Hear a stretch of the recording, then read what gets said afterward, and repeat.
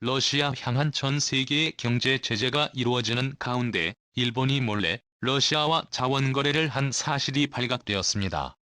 자칫 잘못하면 경제 제재가 수포로 돌아갈 수 있는 상황이었죠. 당연히 일본 행동에 분노한 미국은 가만두지 않겠다는 입장이었죠. 이례적으로 이번 일에 조 바이든 대통령까지도 일본 제재에 나서겠다고 밝히며 국제 문제로 비화될 상황이라고 합니다. 반면 한국은 적극적인 러시아 제재로 미국의 과오를 받는 상황. 대체 무슨 일이 일어났는지 지금부터 자세하게 설명해 드리겠습니다. 나는 꿈이 있습니다. 잠시 말을 멈춘 그는 빠르게 다음 말을 이어줘. 신의 결정과 도움이 필요합니다. 우리에게는 그 꿈이 절실합니다.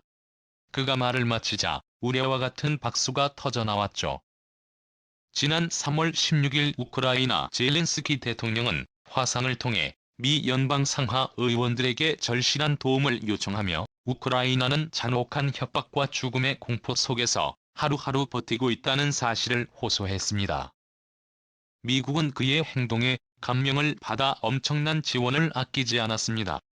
수조 원에 달하는 무기 패키지를 비롯해 후방 지원 음식과 옷 등 지원할 수 있을 만큼 미국은 전력을 다해 우크라이나를 지원했죠.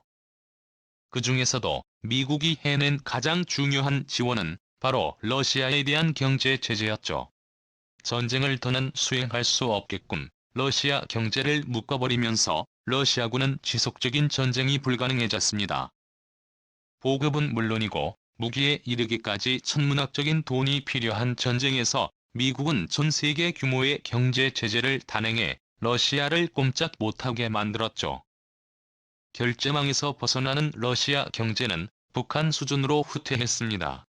러시아를 지탱하던 올리가르히들은 도망칠 궁리를 했고 러시아 시민들은 영문도 모르고 거짓 신세로 전락하고 말았죠.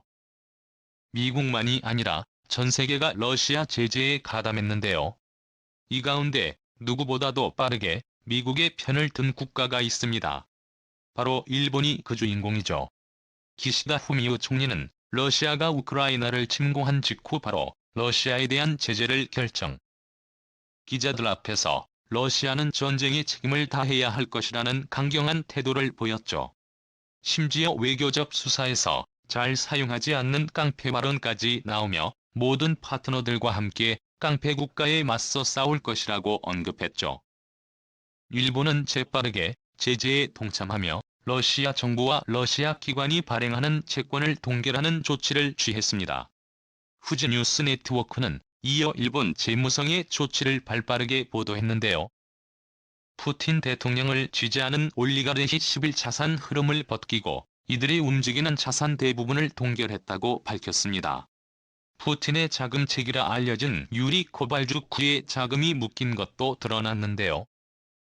심지어 이번 제재는 미국의 요청도 아니라 일본의 독자적인 제재로 드러나면서 많은 이들의 놀라움을 불러일으켰습니다.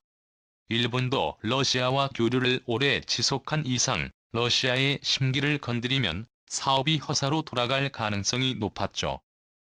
그럼에도 불구하고 일본은 제재의 수위를 낮추지 않았습니다. 미국 역시 일본의 단호한 태도에 호응하는 모습을 보였죠. 조 바이든 대통령은 제재 참가에 도움을 준 나라로 일본을 거론하는 등 일찍 미국의 손을 든 일본을 향해 감사의 인사를 보냈습니다. 일본은 뒤이어 쿠릴 열도 문제에 있어서도 확실히 매듭 짓겠다는 뜻을 드러내며 그동안 러시아의 심기를 건드리는 발언을 자제했던 과거와 달리 쿠릴 열도는 일본의 땅이라고 총리가 선언하며 거리 두기에 나섰습니다. 미국은 일본에 지지 않겠다는 뜻을 보이며 최혜국 대우를 박탈하는 등 러시아에 대한 강도 높은 제재를 이어갔습니다. 미국은 일찌감치 러시아를 도우려는 국가들도 제재 대상이라고 못 박으며 중국을 겨냥한 행동을 보이기도 했죠. 너무나도 사이좋게 러시아를 향한 압박을 이어가던 두 국가는 뜻밖의 사건으로 반전을 맞이하게 되었습니다. 미국 정부의 뜻을 잘 따르는 것처럼 행동을 잇던 일본이 뒤에서 다른 행동을 보인 것이 발각됐기 때문이죠. 서서 미국의 제재 결정에 동참했던 정부와는 달리 일본 기업들은 다른 생각들을 가지고 있었습니다. 특히 러시아의 사업을 걱정했던 기업들은 한순간에 모든 기반을 잃어버린 것이나 다름없죠. 이번 문제를 들며 미국과 유럽 기업들은 러시아 매점 철수를 선언했지만 투자한 돈을 생각해 그럴 수 없었던 일본 기업들은 조용히 있었는데요. 하지만 러시아 제재에 동참해야 한다는 여론이 거세지면서 일본 기업들은 입장을 발표해야 했죠. 그 중에서도 패스트 패션의 선두주자인 유니클로는 난감했습니다.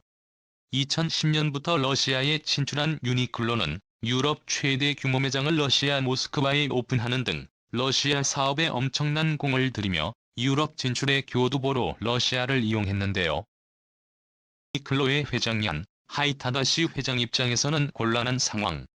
결국 그는 투자한 금액을 손해 볼 수 없게 기존 매장 운영을 그대로 유지하겠다는 결정을 내리게 됩니다. 여기서 그는 황당한 발언을 내보였는데요. 애플 같은 IT 사업이라면 존재할지 몰라도 의류는 다르다며 러시아 사람들도 똑같이 생활할 권리가 있고 생필품과 밀접한 연관이 있는 유니클로는 다른 기업과 같을 수 없다며 인권 때문에 사업을 철수하겠다는 기업을 바보로 만든 것이죠. 당연히 세계 각국에서 유니클로에 대한 불만이 터져나왔습니다. 다른 기업들 역시 사업을 철수했을 때 손해를 보는 건 마찬가지라고 말하며 유니클로는 오만한 모습을 보이고 있다는 의견이 퍼졌습니다. 한국 기업의 예를 들며 유니클로를 비난한 이들도 있었는데요. 일본 국민들 가운데서는 삼성과 같은 대기업들도 우크라이나 전쟁에 동참해 제재에 참여 막대한 손해를 감수하고 있는데 유니클로도 동참하지 않을 이유가 없다며 유니클로의 이기적인 행동을 비난한 것이죠. 결국 유니클로도 제재에 동참하겠다고 밝히며 사업 철수를 결정하며 현재 운영하던 러시아 매장 50곳을 정지. 일본에서 생산하는 유니클로 옷도 러시아에 수출하지 않기로 한 것입니다. 다른 기업들 역시 일본 정부가 요구한 대로 제재에 동참하는 듯 보였습니다. 러시아에서 건설기계 생산 및 판매를 하고 있는 일본 기업 히타치 제작소 역시 사업을 중단하기로 발표하며 건설기계 생산을 중지, 심지어 이미 넘겨주기로 약속한 물량까지도 전량 회수하겠다고 밝혔습니다. 일본 정부의 요구대로 민간 기업들도 러시아 제재에 동참하는 듯 보였으나 정부의 뜻과 반대로 뒤에서 러시아와 밀무육을 하는 일이 발각된 것인데요. 러시아 국영 가스기업 가즈프롬과 합작 사업을 벌이고 있는 미쓰이물산이 사업을 멈추지 않았던 것이 드러났죠. 사할린 앞바다에서 시행하는 대규모 자원개발 사업 사할린축은 러시아 국영 가스기업 가즈프롬과 일본 미쓰이물산 미쓰비시 상사가 관여하고 있습니다. 가스 수입이 급한 일본 입장에서는 러시아와의 사업을 통해 천연가스의 안정적인 공급이 중요한 상황이었는데요.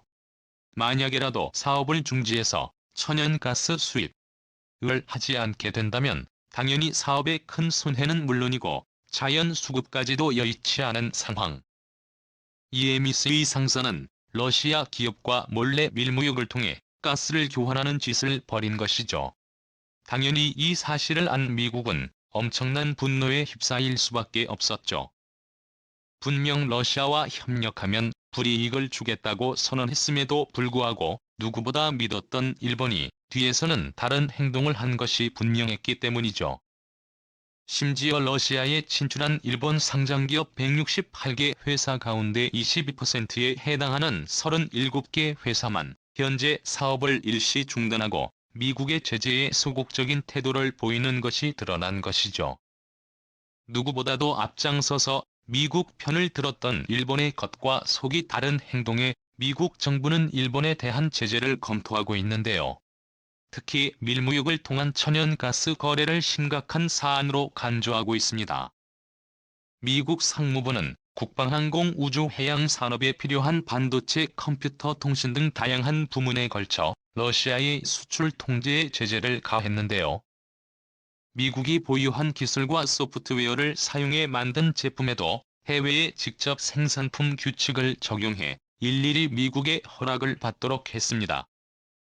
미국의 제재에 동참하는 국가들은 이런 조치에서 제외되었는데 유럽연합과 뉴질랜드, 호주, 일본 등 발빠르게 미국을 지지한 국가는 이 조치에서 제외되는 혜택을 받았습니다.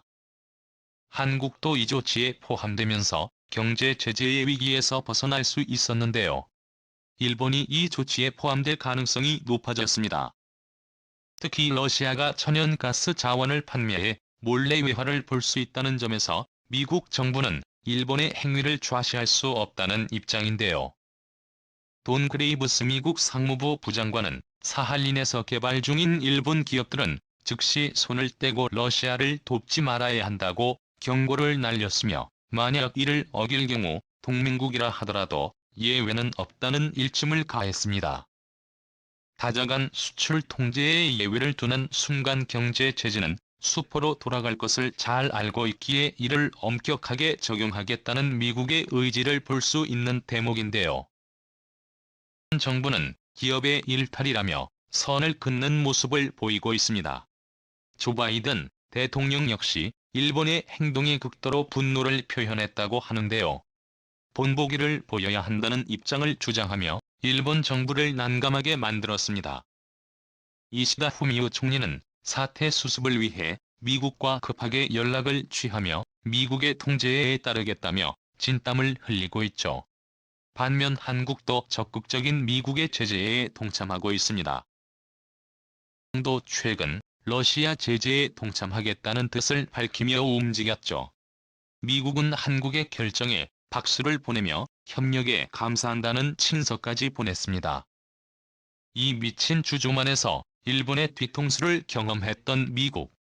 과연 뒤에서 러시아를 도와주는 행동을 한 일본을 이번에도 용서할까요? 아니면 본보기로 러시아에 준하는 조치를 취하게 될까요? 향후 일본의 대처가 기대됩니다. 시청해주셔서 감사합니다.